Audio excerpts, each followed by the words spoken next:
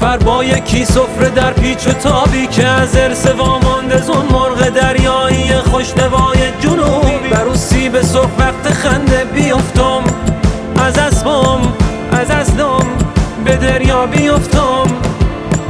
دریا چه اسم قشنگی، به دریا بیفتم، به بندر بیفتم، به دشتی بیفتم، به دشتی رسیدی بلندتر بخند، بلندتر بخند، یاد خونه بیفتم، یاد خونه بیفتم، یاد خونه بیفتم.